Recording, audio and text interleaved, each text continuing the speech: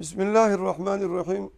امام بخاری رحمۃ اللہ تعالی علیہ نے ایک روایت ذکر کی ہے، اور بعض محدثین نے کہا کہ یہ امام بخاری ہی نے اس کو ذکر کیا، کسی اور کتب احادیث والے نے اس کو ذکر نہیں کیا۔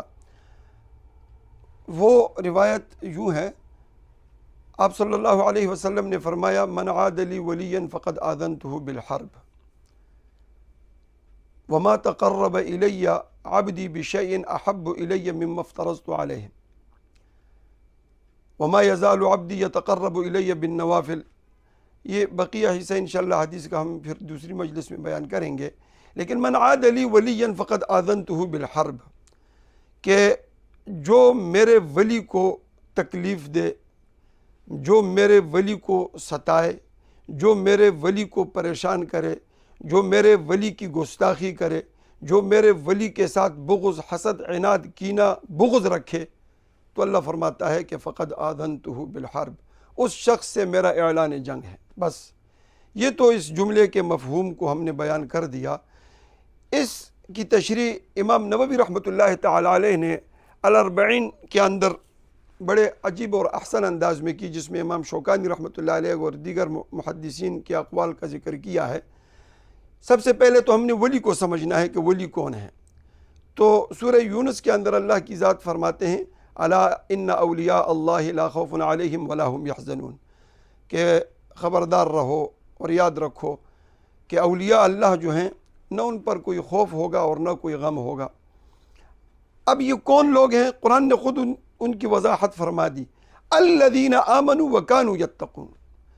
ولایت کے دو رکن بتا دیے، سب سے پہلے ایمان، اور اس کے بعد جو ہے وہ تقوی۔ سب سے پہلے ایمان اور اس کے بعد تقوی۔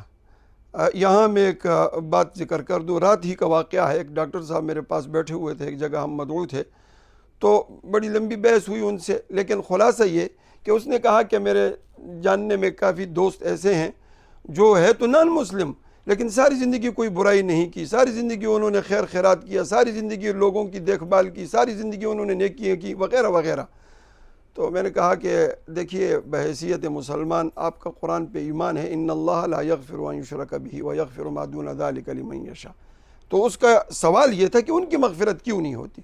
میں نے کہا اللہ نے قانون مقرر کیا ہے کہ شرک کے ساتھ کسی صورت کے اندر کتنے ہی اچھے اعمال، کتنی ہی نیکیاں کیوں نہ ہو، اولئک الذین حبطت اعمالہم فی الدنیا والآخرہ، اور یحسبون انہم یحسنون صنعا، یہ سوچتے ہیں کہ ہم اچھا عمل کرتے ہیں، نہیں۔ وَمَن يَعْمَلْ مِنَ الصَّالِحَاتِ مِن ذَكَرٍ أَوْ أُنثَىٰ وَهُوَ مُؤْمِنٌ، مؤمن کی شرط ہے۔ تو باہر کیف ایمان، سب سے پہلے ولایت کے لیے ایمان شرط ہے، مومن ہونا، مومن کامل ہونا، اور اس کے بعد تقوی ہے۔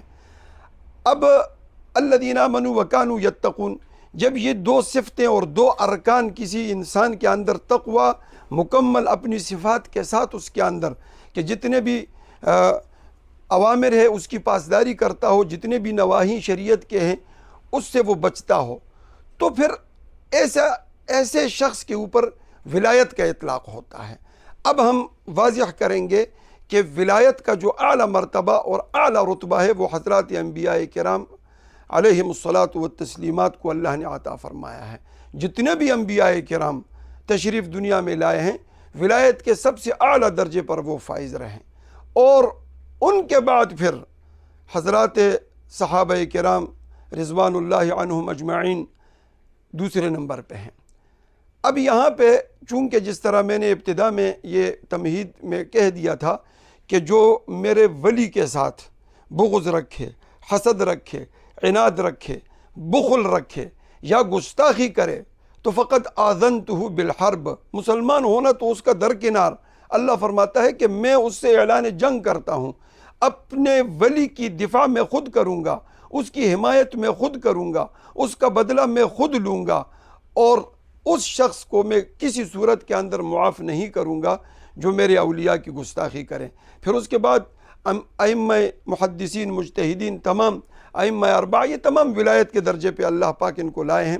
لیکن یہاں پہ بات جو میں بیان کرنا چاہ رہا ہوں، اس سے پہلے بھی اس کا تذکرہ میں نے کسی محفل میں کیا تھا، اور حضرت شاہ انور شاہ کشمیری رحمہ اللہ رحمۃ واسعہ کہ فیض الباری کا حوالہ باقاعدہ طور پہ اس میں نے دیا تھا، انہوں نے البدور السافرہ اور ابن عساکر کی روایت کا حوالہ بھی کہ حضرت سیدنا عثمان بن عفان رضی اللہ عنہ کا بغض اور حسد کسی کے دل میں رتی دانے برابر ہو، قبر کے اندر اللہ کی ذات اس سے ایمان سلب کر دیں گے۔ اسی طرح تمام صحابہ کرام۔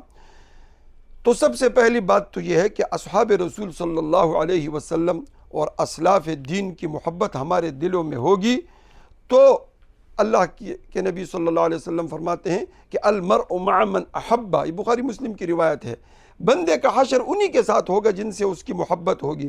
صحابہ کرام سے جب بخل ہوگا اور ان سے اعوذ باللہ کسی کی زبان پہ کوئی ایسی بات، ہم تو گستاخی کا لفظ لے بھی نہیں سکتے کہ جو ان کے شان میں کوئی تنقیص پیدا کرے، سوال ہی پیدا نہیں ہوتا کہ ان کے زمرے میں ان کا حشر ہو۔ تو اللہ کی ذات سے یہ دعا کیجئے کہ اللہ کی ذات ہم سب کو اصحاب رسول اور تمام اسلاف کی محبت ہمارے دلوں میں پیدا فرمائے تاکہ کل ہمارا حشر ان کے ساتھ ہو۔ اللہم صلی وسلم علی سید الاولین والآخرین۔